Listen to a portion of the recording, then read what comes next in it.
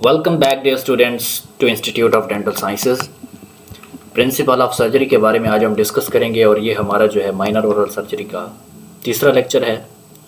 तो lecture start करने से पहले आपसे गुजारिश है कि आप हमारे चैनल पर नए हैं तो जल्दी से चैनल को सब्सक्राइब करें, साथ ही बेल के आइकन को प्रेस करें ताकि हमारी आने वाली हर वीडियो आप तक जल्दी से पहुँच जाए। बिना टाइम वेस्ट किए चलते हैं अपने लेक्चर की तरफ। हमारे पास जो है प्रिंसिपल ऑफ सर्जरी में फर्स्ट इसका इंट्रोडक्शन आता है, इसकी डेफिनेशन आती है कि जो है बेसिक प्रिंसिपल ऑफ सर्जरी हैं क्या। Human tissues due to their innate properties react to injury fairly predictably. ठीक है, इंसानी टिश्यूज़ जो हैं उनके अंदर इनेट प्रॉपर्टी है कि वो इंजरी को रिएक्ट करते हैं। ठीक है, फेयरली और प्रिडिक्टेबली। सो विद एक्सपीरियंस, ठीक है, certain set principles are evolve for the optimal healing. Optimal healing के लिए मुख्तलिफ़ किस्म के प्रिंसिपल्स बनाए गए। ठीक है, जैसे जैसे वक्त बदलता गया, जैसे जैसे एक्सपीरियंस बढ़ता गया। तो हमारे पास आता है डेवलपिंग सर्जिकल डायग्नोसिस। हम जो है सर्जिकल डायग्नोसिस किस तरह डेवलप करते हैं, हम उसको किस तरह करेंगे। तो important decisions regarding surgery are made from. तो हमें सर्जरी करने से पहले कुछ इंपॉर्टेंट डिसीजंस लेने होते हैं। इनमें क्या होता है कि सबसे पहले हमने साइंस एंड सिम्टम्स को आइडेंटिफाई करना होता है by complete and thorough history and physical examination. Complete और थॉरो हिस्ट्री के थ्रू और कंप्लीट जो है फिजिकल एग्जामिनेशन करने के बाद उसके अलावा रेडियोग्राफिक फाइंडिंग्स, ठीक है, जिस तरह आपको नज़र आ रहा है, लेबॉर्ट्री इन्वेस्टिगेशंस। रेडियोग्राफिक फाइंडिंग में ये होता है कि मिसाल के तौर के ऊपर हम अगर कर रहे हैं अपने पास थर्ड मोलर की जो है सर्जरी, तो उसमें हमें जो है क्या करना होगा, एक रेडियोग्राफ फिल्म लेनी होगी जिसमें हम देखेंगे कि हमारे पास उस टूथ की पोजीशन क्या है, अलाइन है या क्या है, किस तरह इसकी क्या पोजीशन पड़ी है। लेबॉर्ट्री टेस्ट वगैरह कुछ करवाते हैं, कुछ स्पेसिफिक डेंटल में रिक्वायर होते हैं टेस्ट वगैरह, वो हमने करवाने होते हैं। उसके बाद हमारे पास जो डाटा होता है उसको हमने क्या होता है ऑर्गेनाइज्ड फॉर्म के अंदर रिकॉर्ड करना होता है और मुख्तलिफ़ किस्म के डिफरेंशियल डायग्नोसिस हमने करनी होती हैं। ठीक है, फिर उसके बाद हमारे पास आता है basic necessities for surgery. Surgery के लिए बेसिक नेसेसिटीज़ कौन सी होती हैं, तो इसमें हमारे पास जो फर्स्ट नंबर पे आती है वो है एडिकेट विजिबिलिटी। एडिकेट विजिबिलिटी हमारे पास होनी चाहिए जो कि एडिकेट एक्सेस। और एडिकेट विजिबिलिटी किस चीज़ पर होती है, एडिकेट एक्सेस पर, जिसमें हमारे पास जो है माउथ ओपनिंग सही तरीके से होनी चाहिए। आपको जिस तरह पिक्चर में नज़र आ रहा है, ठीक है, ये हमारे पास क्या है, माउथ ओपनिंग आ रही है।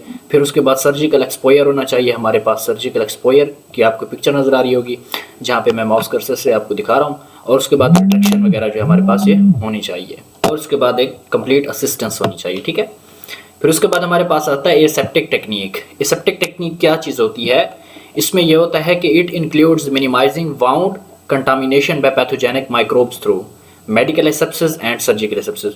हमने इसमें वाउंड को जो है कंटामिनेशन से बचाना होता है, पैथोजेनिक माइक्रोब्स की कंटामिनेशन से हमने इसको जितना हो सके हमने इसको बचाना होता है मेडिकल एसेप्सिस के थ्रू और सर्जिकल एसेप्सिस के थ्रू।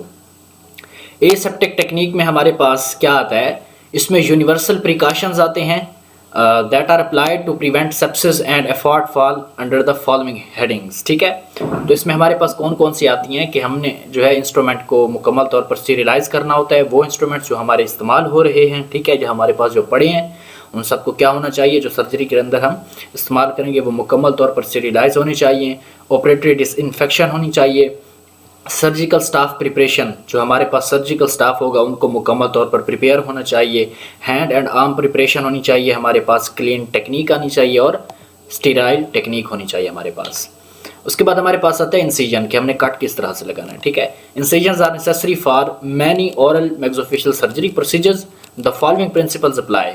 इंसिजन के लिए हमने कौन से जो है प्रिंसिपल्स अप्लाई करने होते हैं, इसमें यह होता है कि हमारे पास प्रॉपर साइज़ का एक शार्प ब्लेड होना चाहिए। ठीक है, मतलब यह है कि अगर आप ओरल कैविटी के अंदर सर्जरी परफॉर्म कर रहे हैं तो टिश्यू के मुताबिक हर ब्लेड का अपना एक साइज़ होता है। ठीक है, और वो ब्लेड आपके पास न्यू होना चाहिए, प्रॉपर उसका एक साइज़ होना चाहिए, शार्प ब्लेडेड होना चाहिए। ठीक है, आपने यूज्ड उसको ब्लेड को इस्तेमाल बिल्कुल भी नहीं करना।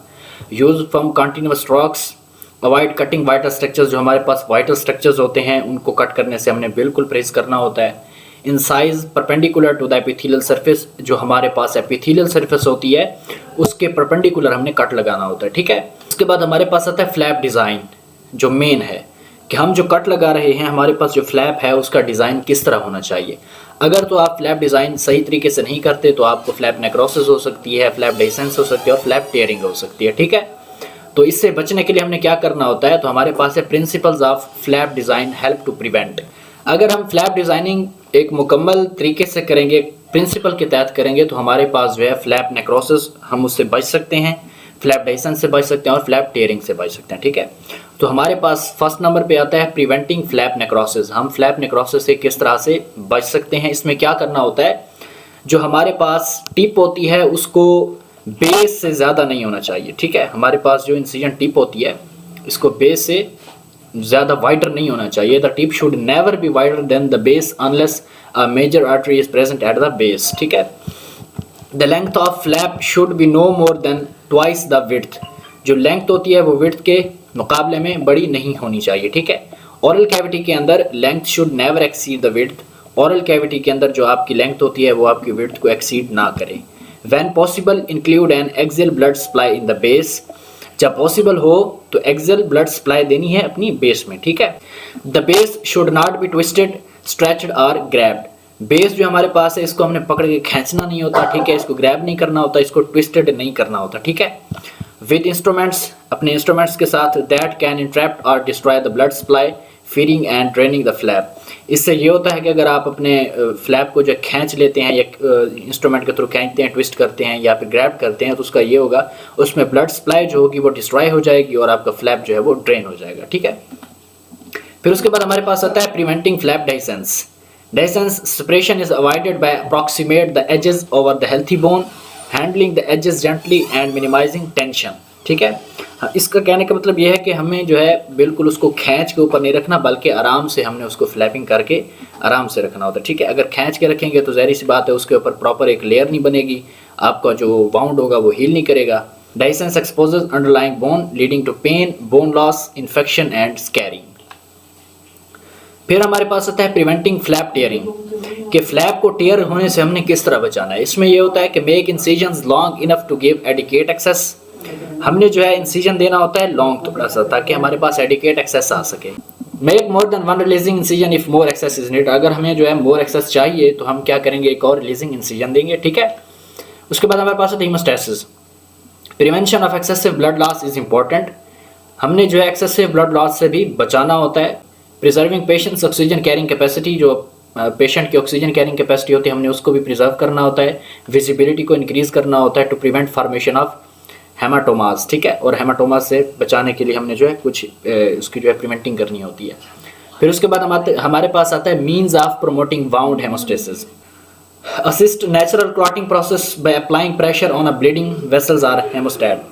इसमें यह होता है कि हमारे पास जो नेचुरल क्लॉटिंग प्रोसेस होता है उसको हमने असिस्ट करना होता है। किस तरह से, हमने जो है ब्लड वेसल्स को थोड़ा प्रेशर अप्लाई करना होता है या हेमोस्टेट को, ठीक है।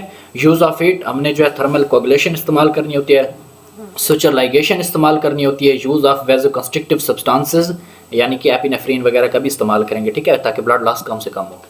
Dead space management. Dead space is an area that remains divide of tissue after wound closure. Dead space एक ऐसी स्पेस होती है जब वाउंड को क्लोजर किया जाता है, जब वाउंड को क्लोज कर दिया जाता है तो उसमें जो है क्या होता है, एक खाली स्पेस बच जाती है टिश्यू के इर्द गिर्द, ठीक है। या टिश्यू के ऊपर जो है खाली स्पेस बनते हैं जिसको डेड स्पेस कहा जाता है। इसमें क्या होता है, it is created by removing tissue in the depths of wound और by not reapproximating all tissues planes during closure.